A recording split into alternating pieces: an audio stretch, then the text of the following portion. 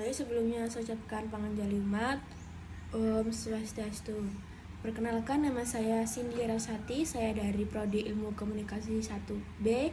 Di sini saya dan rekan saya akan menjelaskan makalah kami atau memaparkan makalah kami tentang klasifikasi darsana, astika, dan juga nastika, serta pengertian dan juga bagiannya. Yang pertama yaitu saya ingin memaparkan terlebih dahulu tentang darsana.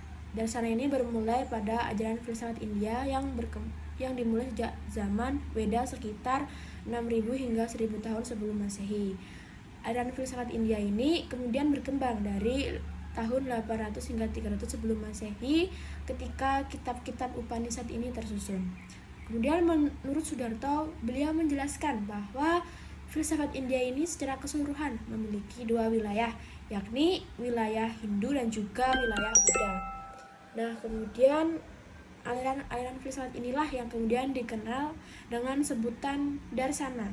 Istilah darsana ini secara umum adalah cara pandang Hindu, yaitu dari akar kata dris yang artinya melihat. Jadi kata darsana ini memiliki artian penglihatan atau pandangan.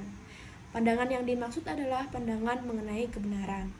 Kemudian secara garis besar, sistem filsafat India ini dibagi menjadi dua bagian penting, yakni kelompok filsafat dengan sistem ortodoks atau astika dan juga dengan sistem heterodoks atau nastika. Nah, itulah tadi gambaran singkat mengenai darsana. Kemudian di sini saya akan menjelaskan tentang pengertian astika dan juga nastika. Baik, di sini yang pertama yaitu saya akan menjelaskan tentang pengertian astika atau sistem ortodoks. Istilah astika ini berasal dari bahasa Sanskerta, yaitu dari akar kata asti yang berarti ada. Kelompok ini secara langsung maupun tidak langsung mengakui otoritas dan keberadaan Weda sebagai sumber ajarannya, serta mempercayai semua ajaran yang bersumber dari Weda, yang terdiri dari 6 aliran filsafat yang disebut dengan Satdarsana. Dalam tradisi Hindu diyakini keenam aliran ini dimulai oleh para resi atau orang bijak pada zaman dahulu. Nama mereka ditemukan pada kitab suci Weda, epik, dan juga Purana kuno. Jadi kesimpulannya adalah astika ini sistem filsafat yang mengakui otoritas Weda sebagai kitab sucinya. Kemudian yang kedua itu mengenai tentang nastika. Nah, dalam filsafat India, istilah ini sering digunakan untuk menyebut tradisi atau sistem pemikiran yang dianggap heterodoks karena menolak otoritas Weda sebagai kitab sucinya. Nastika ini lebih banyak menekankan penalaran secara logis, pengalaman dan juga bukti yang empiris dibandingkan dengan ajaran-ajaran dalam kitab suci Weda. Meskipun begitu, nastika ini sering diasosiasikan dengan ateisme. Beberapa aliran nastika seperti Jainisme memiliki keyakinan spiritual tertentu, tetapi ajarannya tidak bersumber kepada Weda.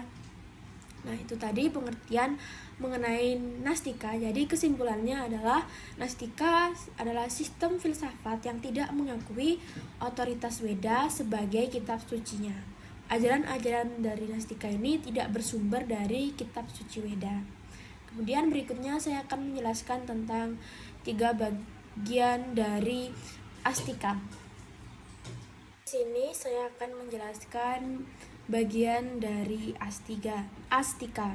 Yang pertama yaitu ada nyaya. Nah, nyaya ini didirikan oleh Resi Gautama atau lebih sering disebut dengan sebutan Aksapada dan Dirgatapas. Beliau ini menyusun nyaya sastra atau nyaya darsana secara luas, lebih dikenal dengan sebutan Tarkawada atau perdebatan tentang sesuatu dan diskusi.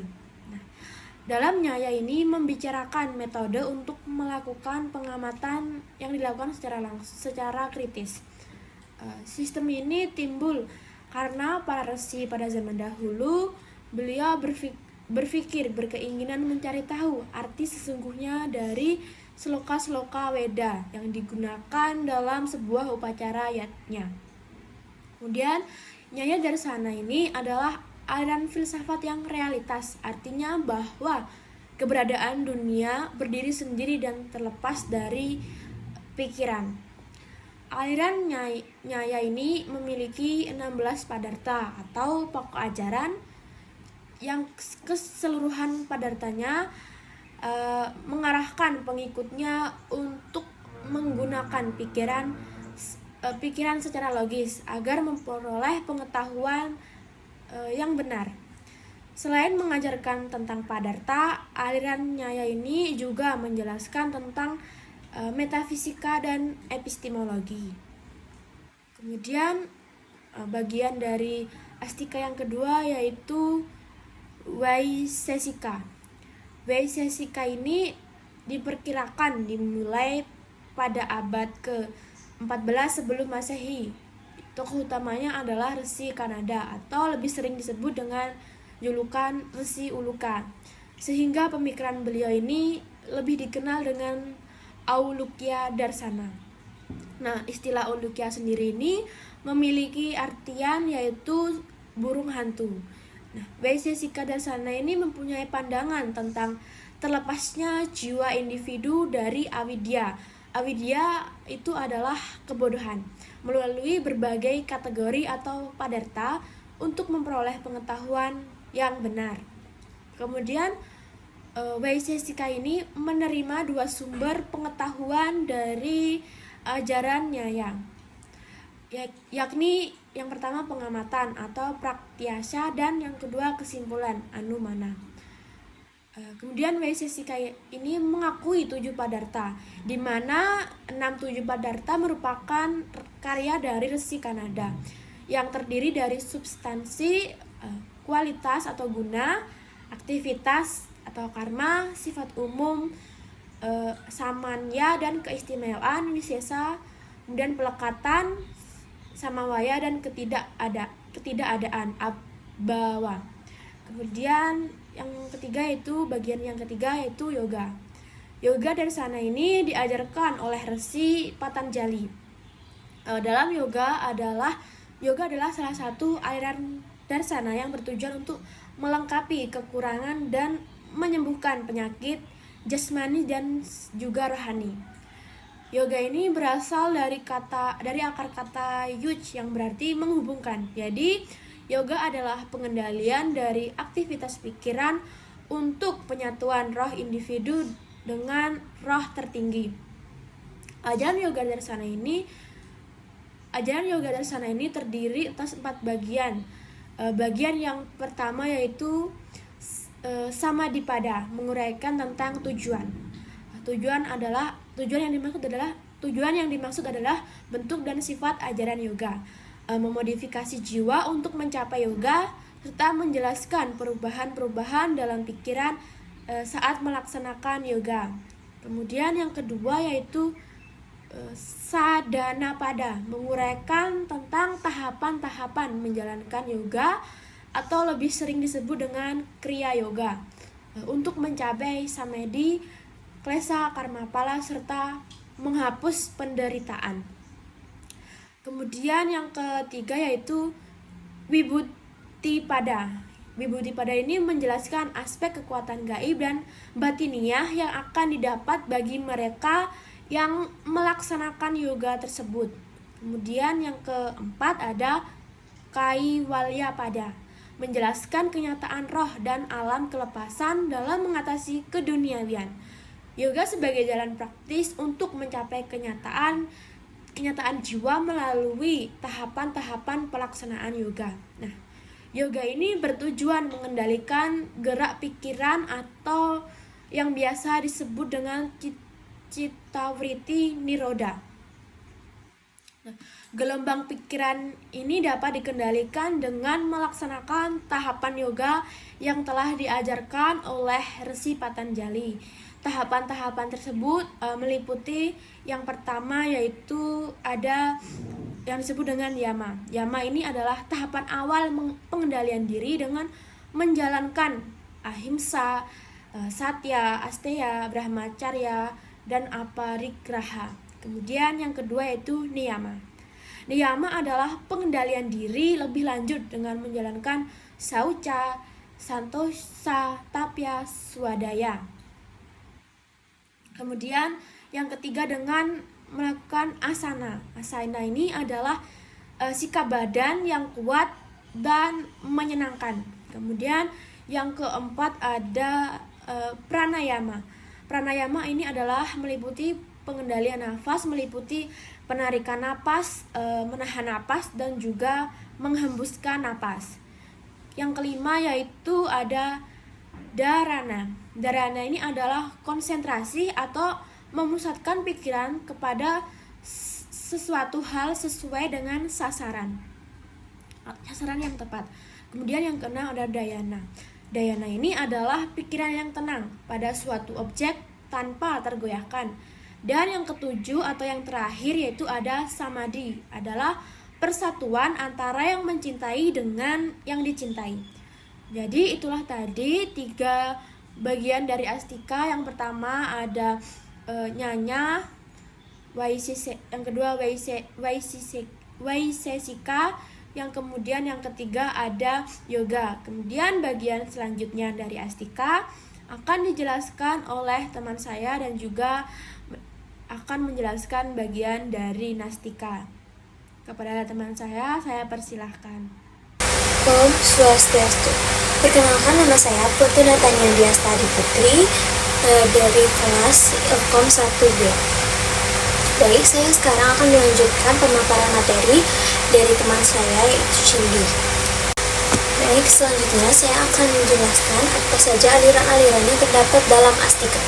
Yang keempat yaitu Samkhya. Samkhya Darsana didirikan oleh Resi Kapila dengan bukunya Samkhya Sutra.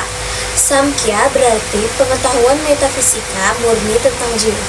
Samkhya mengetahui adanya 2 bentuk substansi utama, yakni roh dan kebendaan purusa dan prakerti. Ada pula pokok-pokok ajaran dalam Samkhya, antara lain yaitu yang pertama, teori sebab akibat atau Stakaryapada. Teori ini menerangkan tentang hubungan antara akibat atau efek dan sebab materi. Teori Samkhya tentang Satyakarapada didasarkan oleh apabila akibat itu benar-benar tidak ada di dalam sebab material, maka tidak ada upaya sebesar apapun dari perilaku yang mengadakannya. Selanjutnya itu prakerti dan guna. Prakerti sebagai salah satu penyebab paling halus dalam alam semesta. Prakerti dapat disimpulkan yaitu semua objek-objek di dunia, dimulai dari akal sampai pada tanah, bersifat sangat terbatas dan saling bergantung satu dengan yang lainnya. Yang selanjutnya itu purusa. Purusa yaitu substansi utama kedua dari aliran Samkhya, ialah keberadaan sang jiwa yang diterima oleh semuanya. Menurut Samkhya, jiwa itu nyata namun tidak dapat dibuktikan dengan cara apapun. Jiwa merupakan roh yang menjadi subjek ilmu pengetahuan, bukan objek pengetahuan. Kelima itu ada Vedanta. Vedanta secara harfiah adalah intisari atau akhir dari Weda. Sumber ajaran Vedanta adalah Brahma Sutra atau Vedanta Sutra. Juga dikenal dengan Sariraka Sutra karena ia mengandung perwujudan dari nirguna Brahman tertinggi. Brahma Sutra mengandung 556 buah sutra yang dikelompokkan atas 4 bab, yakni Samanvaya, Aviroda, Sadhana, dan Pahala. Sutra-sutra atau aforisme dari Vyasa merupakan dasar filsafat Vedanta yang telah dijelaskan oleh berbagai pengulas sehingga memunculkan beberapa aliran. Ada Dvaita dari Sri Madhvacharya menyebutkan terdapat perbedaan antara Tuhan dengan objek bergerak atau yang tidak bergerak. Tuhan merupakan satu-satunya realitas tidak bebas.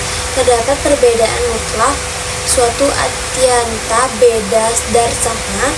Terdapat 5 perbedaan besar. Yang pertama yaitu perbedaan Brahman dan roh pribadi. Yang kedua perbedaan antara Brahman dan materi. Yang ketiga perbedaan roh individu dengan materi. Yang keempat perbedaan satu roh dengan roh lain. Yang kelima perbedaan antara materi yang satu dengan materi yang lainnya. Baik, yang keenam ada Mimasa. Mimasa merupakan ajaran darsana oleh Resi Jaimini yang hidup sekitar abad 3 sampai 2 sebelum Masehi. Beliau adalah murid Resi Vyasa. Beliau juga menyusun Mimasa Sutra yang disebut juga dengan Purwa Mamsa. Kata Mimasa memiliki pengertian yaitu penyelidikan. Maksudnya adalah penyelidikan secara sistematis terhadap kitab suci Weda. Mimasa khusus mengkaji kitab Brahmana dan Kalpa Sutra. Mimasa adalah aliran darsana yang bersifat pluralistik dan realistis. Secara etimologi, kata Mimasa artinya pemeriksaan yang kritis terhadap suatu masalah dengan pokok persoalan mengenai karma dan ritual. Mimasa menjelaskan tentang pengetahuan yang diperoleh dengan tiba-tiba, baik langsung maupun tidak terpisahkan. Selanjutnya itu apa saja aliran-aliran yang terdapat dalam Nastika. Kelompok ini tidak mengetahui atau tidak mengakui otoritas Veda sebagai sumber ajarannya. Mereka menolak Veda sebagai otoritas tertinggi dalam kehidupan spiritual. Nastika lebih banyak menekankan penalaran logis, pengalaman dan bukti empiris dibandingkan dengan ajaran-ajaran dalam kitab suci Weda. Terdapat 3 aliran Nastika, yaitu yang pertama yaitu Charwaka. Kata Charwaka berasal dari akar kata Charu yang artinya manis dan Ka yang berarti ujaran. Jadi Charwaka berarti kata-kata yang manis. Filsafat Charwaka didirikan oleh Brahaspati yang kemudian ajarannya tertuang dalam Brahaspati Sutra yang memiliki ciri materialitis, hedonitis. Aliran ini tidak menerima kehidupan sesudah kematian karena mereka beranggapan kehidupan di dunia akhirat tak dapat diverifikasi, apalagi belum ada seorang pun yang pernah menyaksikannya.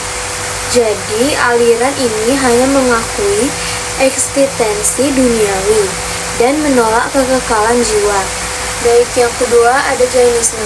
Jainisme berasal dari kata Jina yang artinya penakluk ketamakan dan keinginan. Aliran ini menolak otoritas Veda dan mengaku tidak berasal dari Brahmanarya, tapi mempresentasikan kosmologi dan antropologi pra-Arya, atau bisa disebut bangsa Dravida. Arti kata Jaina adalah yang menang. Jadi menurut mereka, tidak percaya akan adanya Tuhan, tetapi mendewa-dewakan gurunya sebagai jiwa yang dahulunya terikat dengan usahanya sendiri. Jainisme terjadi dari 2 golongan. Yang pertama yaitu Digambara dan yang kedua Swetambara. Aliran Nastika yang ketiga itu ada Buddha.